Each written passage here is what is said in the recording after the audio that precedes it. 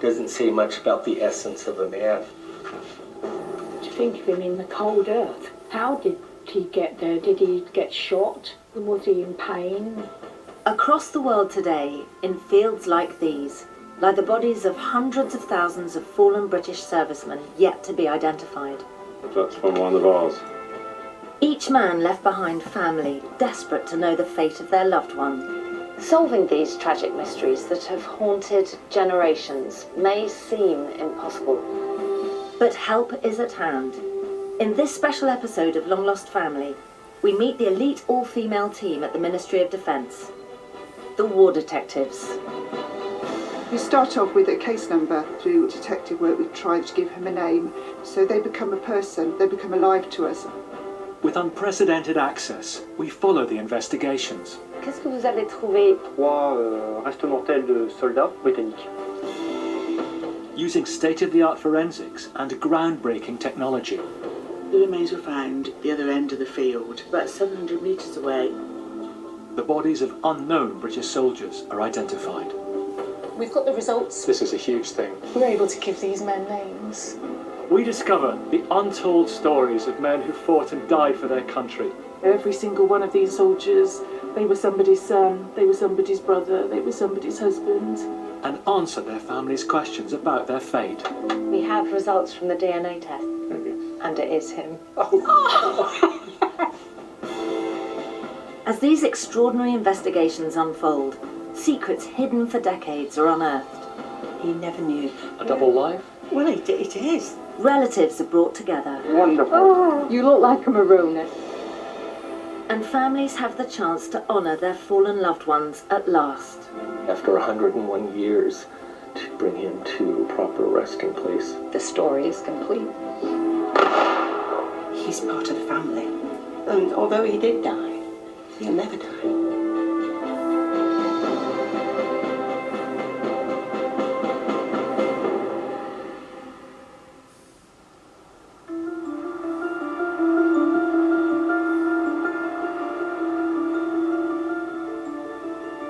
Each year, around 60 bodies of British servicemen killed in battle are found by farmers, builders and archaeologists worldwide.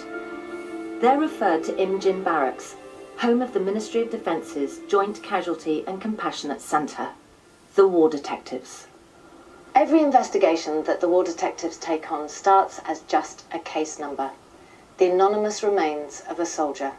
The detectives' mission is to identify that soldier. Brilliant. So we have got a starting point for this case. Thank you so much. Bye. Bye. The detectives' first investigation is Case 370. It dates back over 100 years to the First World War. This is an interesting case. It involves remains that were discovered by a local resident outside of a small village called Anu in northern France. The gentleman was actually installing a drainage pipe across his property when he realised that he was uncovering human remains. When bodies are discovered accidentally like this, specialists are brought in to retrieve the casualty and the bones are sent for forensic analysis. Whilst a DNA profile is created for the bones at the laboratory, I've travelled to France to find out more about the discovery.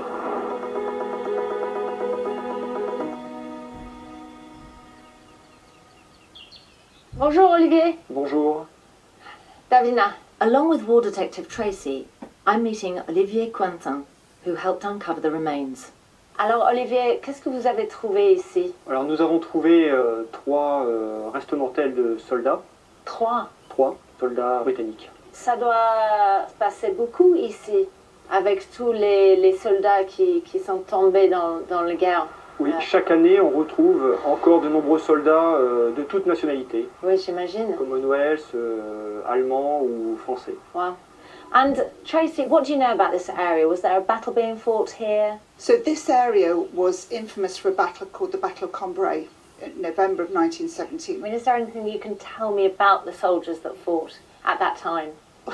They were all conscripts from all different parts of the army. We had tank regiment, we had infantry, there were snipers. Alors le premier indice qu'on a trouvé tout de suite sur place, donc c'est cet insigne Oh my goodness, look at that. Avec That's le, amazing. le régiment Wow. et London. That is incredible. It's the 23rd London Regiment. That's a huge clue. Merci, Olivier. Merci. Merci. Merci beaucoup. Merci, monsieur. Merci. Au revoir. Au revoir. In November 1917, the 23rd London Regiment were part of the British assault on the German-occupied town of Cambrai. This was one of the first modern battles of World War I. Following 3 years of futile trench warfare, the British Army broke the stalemate by attacking with tanks, planes and infantry together. But the Germans launched a huge counterattack, and after 2 weeks of bitter fighting, there were about 45,000 British casualties.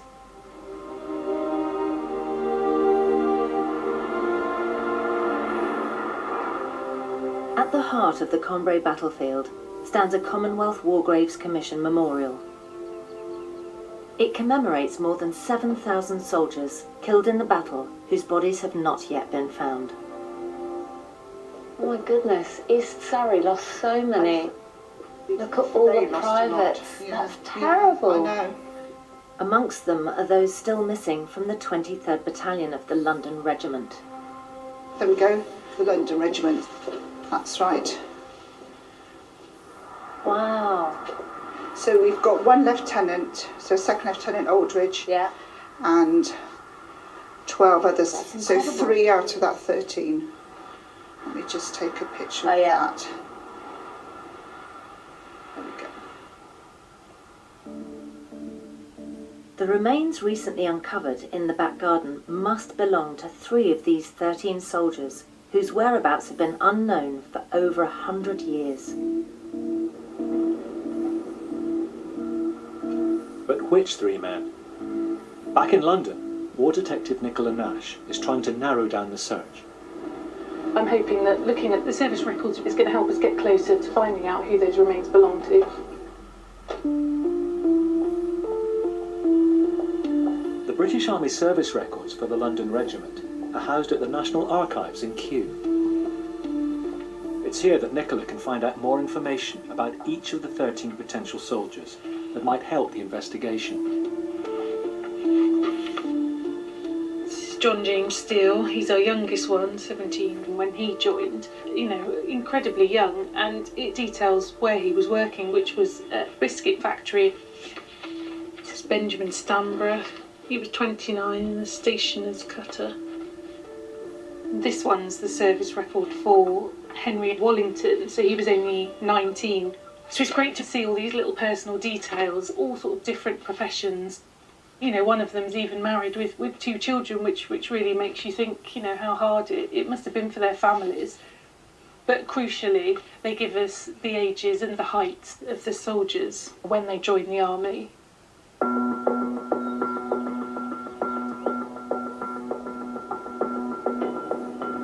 Finding the ages and heights of the possible candidates is a real breakthrough. Because the forensic report on the bones also gives estimates for the ages and heights of the 3 recently unearthed bodies.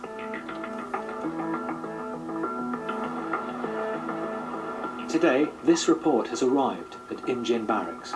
Thanks.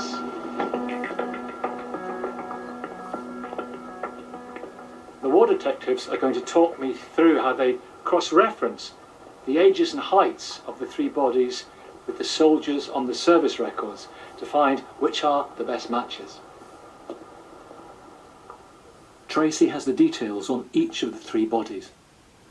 So casualty 1 had a height of approximately 6'1".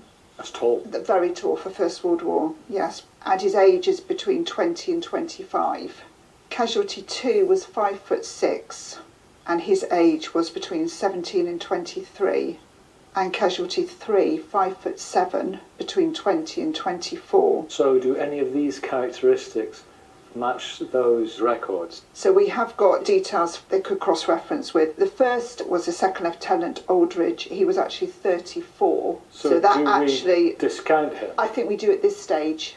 We've got a Private Mead. We haven't got a height for him, but we know he was 23. So that's a possibility. Private Steele was 5'9" and 19 when he was killed.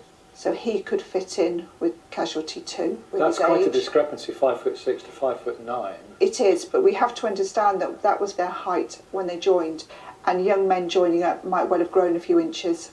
Okay. And then we've got a Private Thatcher.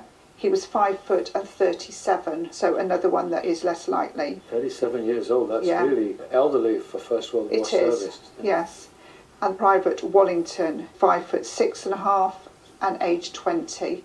Out of the candidates, Meade, Steele and Wallington fit within the ranges that we've got for our 3 casualties. So these men are the most likely at this stage. At this stage, yes. And we just have to hope that they have got a viable family donor that we can match with those casualties.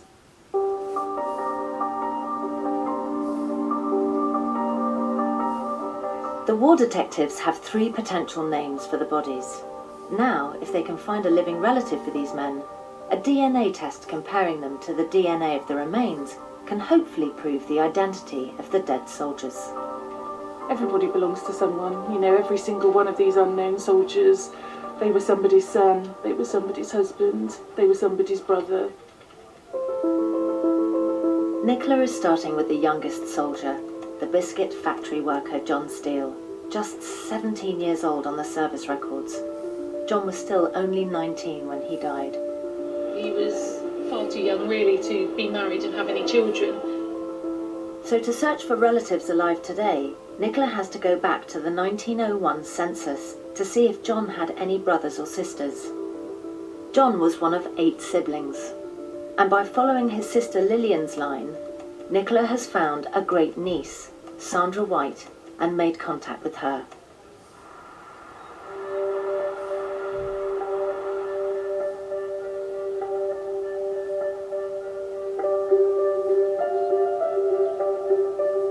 I know about my great uncle John because my nan always had his photo on the mantelpiece. She would say, "That's my dear John, my lovely John," and he just got killed in the war. John was from a big farming family in Hampshire. At the turn of the century, the family moved to London, and when war broke out, John was working in the biscuit factory in Fulham, alongside his sister Lillian. My nan was only a year older than him, so they were very close when the war started. He was 16, too young. But his 3 older brothers went, "Come on, son, we're not, fighting it just for you, so you've got to sign up as well." When you see John in his uniform, he looks as if it's too big. He looks as if he's borrowed it from his dad. When you see boys dress up, to think of him in the mud and the cold earth, really. How did he get there? Did he get shot, and was he in pain? I'm sure my nan over the years did think of that, but she would never voice that, because I think if you voice it, it becomes real. And I don't think nan ever wanted it to be real, really. Even though her nan has passed away, the question of what happened to John still haunts Sandra. I think it's important that he's not forgotten. There's a gap missing from the family. And I look at the photo and I think, we're not forgot you, I'm searching. If Sandra's DNA matches one of the 3 bodies discovered in France, it will mean that Great Uncle John Steele has been found. It would be just marvellous to think that he's recognised and he has a grave. And that would be a nice end, to a very short life, really.